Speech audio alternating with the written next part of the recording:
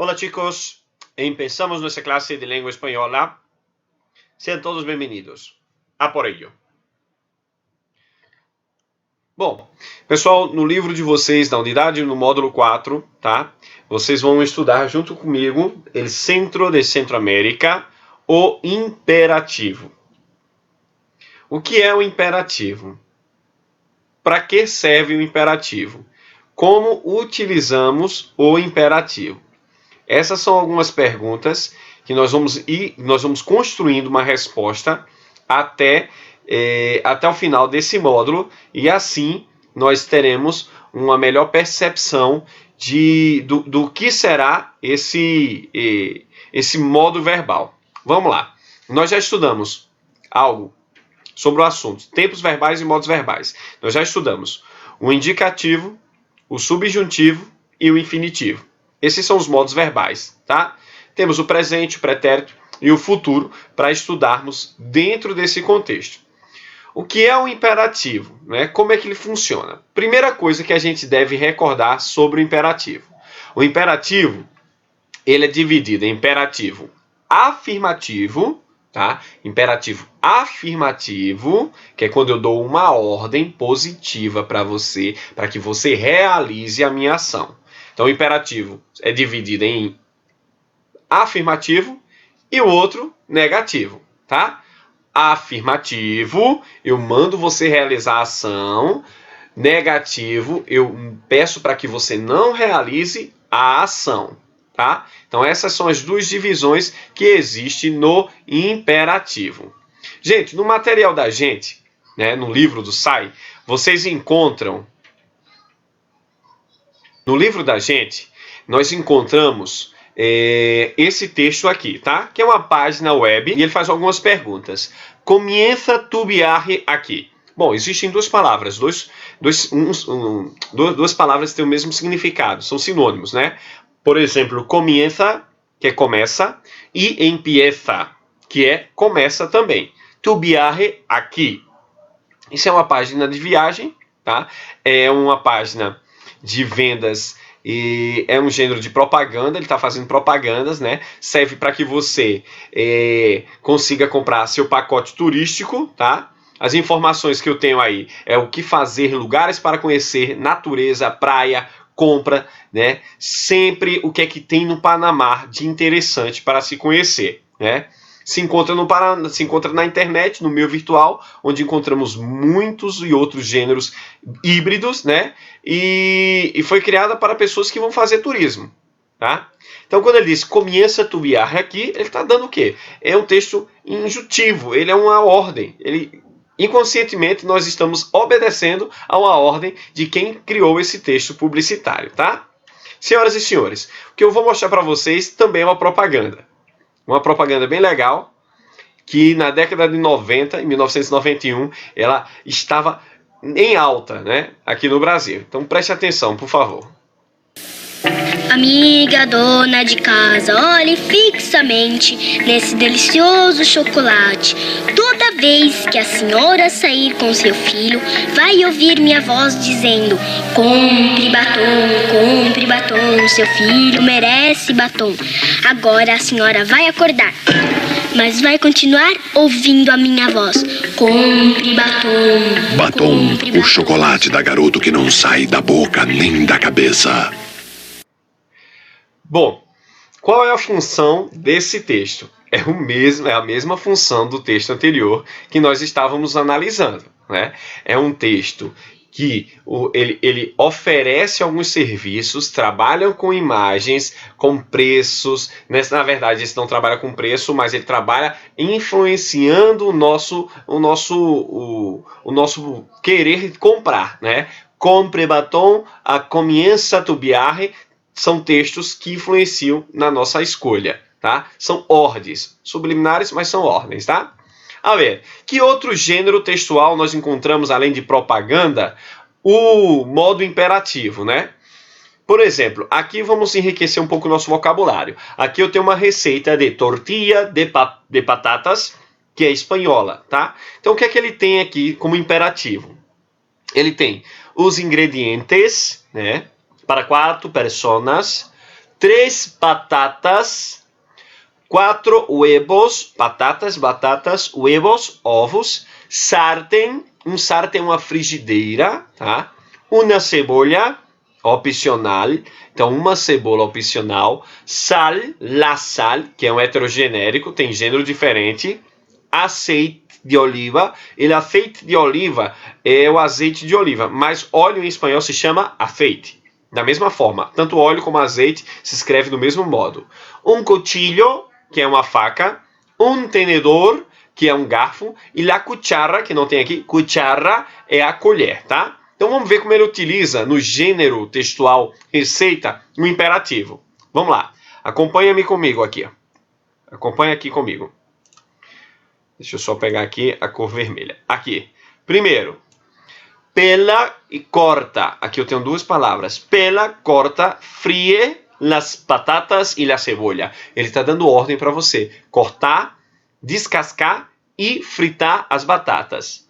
Bate los huevos. Bater os ovos. Añade las patatas. Acrescenta batata e cebola al huevo batido, ao ovo batido. Então mistura tudo. Mete la mezcla al sartén caliente. Joga toda a mistura na frigideira quente. Déjalo. Olha aqui, ó, interessante. Déjalo é o verbo deixar com pronome objeto direto no final, porque quando o pronome está no imperativo, o pronome objeto direto sempre vai ao final. No infinitivo, no gerúndio e no imperativo afirmativo.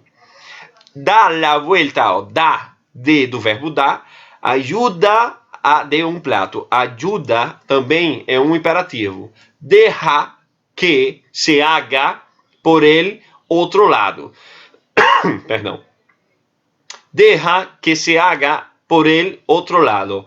Deja é o imperativo do verbo deixar.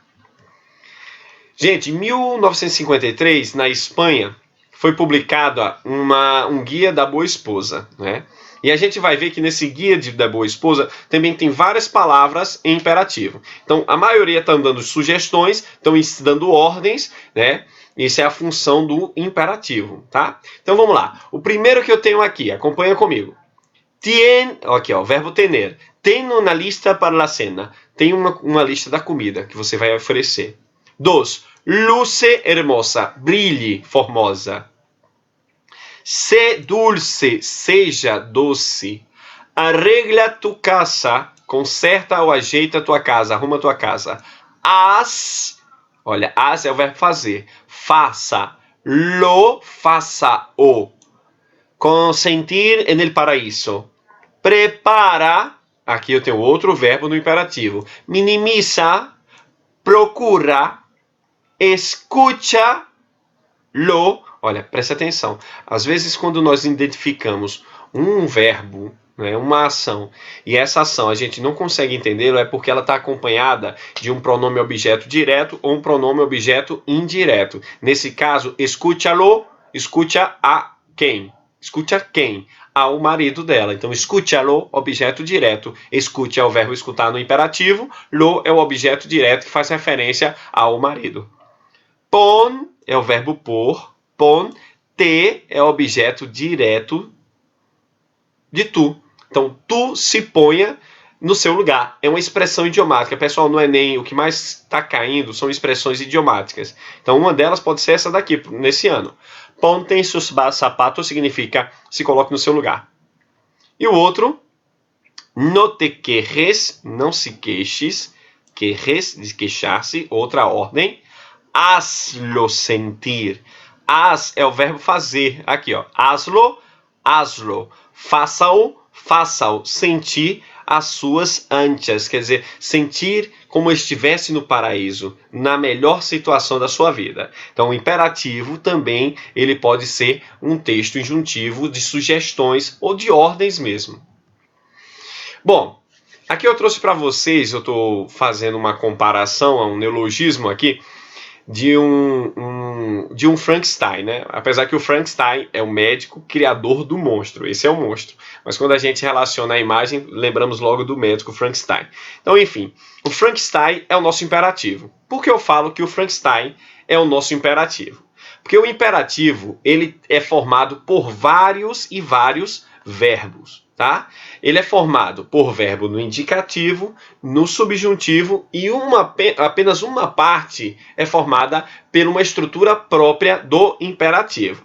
Lembre-se, o imperativo é um modo verbal que é utilizado geralmente para dar ordem, está dividido em imperativo afirmativo e imperativo negativo, tá? Vimos também que ele se acompanha com objeto direto e objeto indireto, formando uma única frase, tá? Uma única palavra, perdão. Uma única palavra. Então vamos lá. Se ele é um Frankenstein, vamos ver como é que ele é montado, tá? Primeiro vamos entender o que é que o nosso material traz como imperativo. Aqui diz o seguinte: em espanhol, el imperativo es el modo verbal. Es muy utilizado por toda la gente y utiliza para dar órdenes, olha só, ordens, consejos o instrucciones. Suena grosseiro ou descortês, como pode parecer. Gente, na língua espanhola, utilizar o imperativo afirmativo, não é, ou negativo é muito comum. Então, quando alguém faz um pedido, né, geralmente ele dá uma ordem. Para a gente que está acostumado com situações bem singelas, bem de ser cortês, né? Por exemplo, uma situação que aconteceu comigo em Buenos Aires, que se acontecesse no Brasil seria uma grosseria, mas em Buenos Aires não era. Passando pela que em espanhol da Argentina se fala Avenida de Mayo, sempre tem um cruzamento, é a maior avenida do mundo, tem mais de 9, na verdade são 9 pistas. Então você tem que passar bem rápido. E se você deparar com uma pessoa, a gente fala como aqui no Brasil? A gente fala, pode passar. Opa, desculpa, posso passar? Pode passar. Na língua espanhola, na Argentina, eles vão falar da seguinte forma. Ele vai usar o imperativo do verbo passar, ele vai dizer, passar. Ele não vai dizer, sí, puedes passar. Sí, puedes passar. Não, puedes é subjuntivo. Ele vai usar o imperativo, passar. Passe. Na Espanha, passar. Na Argentina, tá? Então aconteceu comigo. É uma situação que a gente não está acostumado, mas que é uma situação real, tá? É um marcador de formalidade e de comodidade. Ou seja, depende da proximidade com as pessoas com que se habla. Se há pronombre, se coloca sempre depois do verbo unido, tá? Então, sempre se houver um verbo com pronome objeto direto, objeto indireto, um pronome reflexivo, ele sempre vai estar coladinho no final do verbo. Bom, como eu disse a vocês, ele é um verbo, né? Ele é um modo verbal Frankenstein. Então, como é que é a construção do seu modo verbal? Primeiro, a primeira pessoa não existe. Eu não existe. Então, aqui vocês não conjugarão na primeira pessoa, tá? Por que não existe a primeira pessoa? Porque você não pode dar uma ordem a você mesmo, tá certo? O tu. Quem é o tu? O tu é o mesmo tu do presente do indicativo, menos a letra S. Eu retiro a letra S, tá? Então, por exemplo, eu canto, tu cantas. Então, o imperativo do verbo cantar será canta, tá? Então, aqui vai ser canta. No indicativo é cantas. No imperativo é canta. Come, comes, come. Bailas, baila, e assim sucessivamente. A terceira pessoa do imperativo é a terceira pessoa do subjuntivo. A mesma pessoa, tá, gente? Não muda, é a mesma pessoa, ela não vai mudar de forma alguma, tá? Então, a mesma pessoa, então vocês não vão ter problema nenhum nesse caso em... Afinal de contas, o isolamento social não é fácil pra ninguém. Que pariu, velho.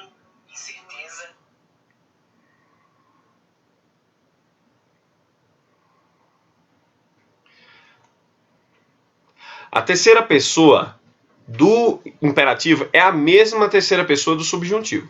Não vai mudar nada na estrutura, nada mesmo, tá? É a mesma pessoa.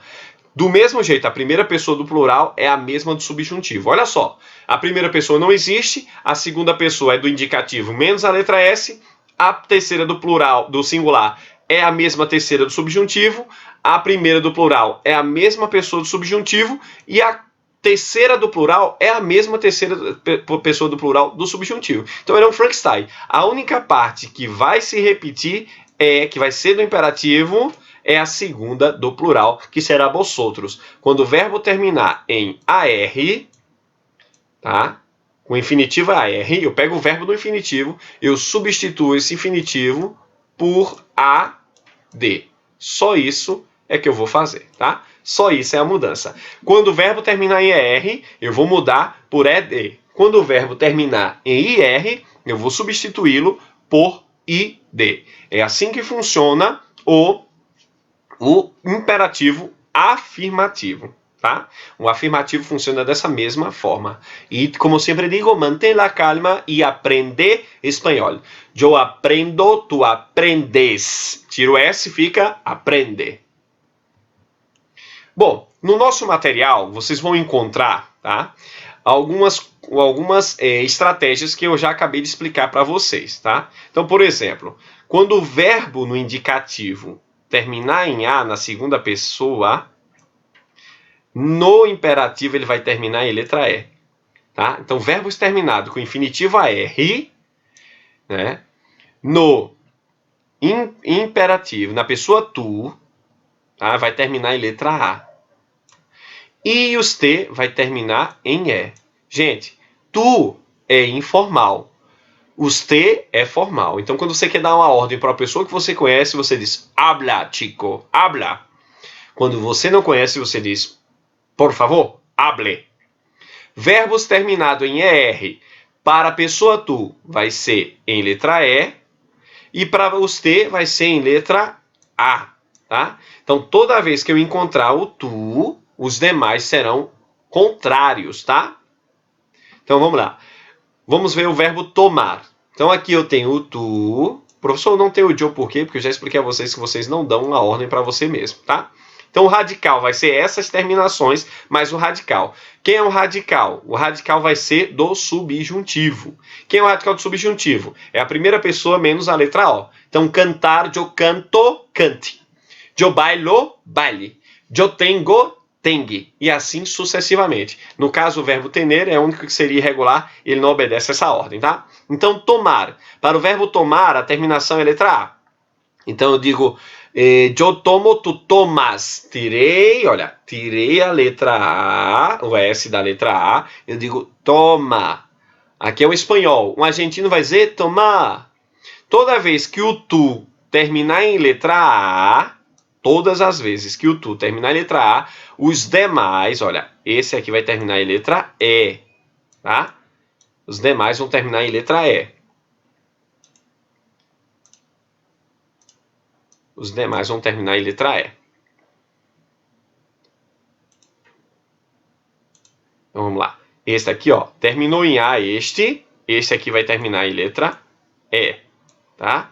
Lembrando que vosotros é o único que pertence ao próprio imperativo, tá? Então não vai mudar muita coisa. Quando o verbo termina em A, ó, empieza, começa tu, empieza, empezar. Empezar é como o argentino fala. Empiece, empecemos. Empieza começa com AD, ó, empezar. Por isso que é AD aqui. E empiece. Todos terminam com a letra E. Do mesmo modo, só que inverso para o verbo terminado em ER e para o verbo terminados em IR. Beber. Eu bebo, tu bebes. Tiro o E, fica bebe. Os demais vão ser em letra A. Olha, terminação desse daqui, ó. Vosotros é radical. Tiro o radical, tiro o infinitivo, sobra o radical, mas é ED. ED. Então, beber. Quered. Sempre vosotros. Vivid. Será escrito assim, tá? Então, aqui, ó. Querer, eu quiero, tu quieres. Quieres, tira o S, fica só quiere. O outro vai ser com a letra A, ó. Quiera, queramos e quieran. Porque esse aqui é do subjuntivo. E o subjuntivo nós já aprendemos que funciona dessa mesma forma. O verbo bibir, tá? Quem é o radical? Eu bibo, tu bibes. Tira o S, fica só bibe. Bibi é como os argentinos falam no boceu, tá? Não só argentino, tá, gente? Argentino, uruguaios, parte do Paraguai, parte da Colômbia, parte pequenininha do Chile. Eles falam assim. Mas nos demais países falam como na Espanha, tá? Então, viva, vivamos, vivit. Olha, vivit, por quê? Eu encontrei um radical e acrescentei id, tá? Como é que eu encontro o radical de um verbo, gente? Tiro a R, tiro o ER e tiro o IR. Tiro a desinência de infinitivo. Primeira conjugação, segunda conjugação e terceira conjugação. Bom, outro senhorzinho que a gente deve prestar atenção nesse módulo, tá? São os imperativos irregulares de tu. Gente, o irregular do tu, ele acontece para o verbo ser, ele vai ser as. Tá? Lembra do aslo? Poner, pon. Tener, ten. Professor, tem algum macete para a gente aprender isso? Escuta música, leia texto, porque não existe uma regrinha. Ele tem estrutura própria, ele é irregular. Oír, oye, escutar, ouve, oye. Venir, ven, vem. Decir, diga. Ser, se. Salir, sal. Traer, trai. Ir, ver. Então, por exemplo, nas minhas aulas, se você estiver conversando, eu vou dizer BT. Tu, B, que é o verbo ir. Tu, sai. Tu, BT. Essa é a expressão. E na terceira pessoa do imperativo, essa parte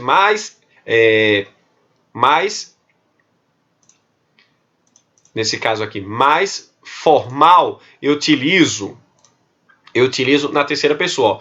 Essas pessoas aqui são as mesmas do subjuntivo. São iguais à do subjuntivo. Então, talvez eu faça, eu diria, talvez yo haga, que yo haga, talvez yo ponga, talvez yo tenga, talvez. Quando eu digo talvez, é simplesmente subjuntivo. Mas quando eu falo haga, é imperativo na terceira pessoa, formal, tá? Se eu colocar um não nessa mesma expressão, ele se torna um imperativo negativo. Não é simples? Senhoras e senhores, nossa atividade vai estar na página 45 a 52. E como eu sempre digo, muchas gracias, colorín colorado, este cuento se ha acabado. Hasta luego.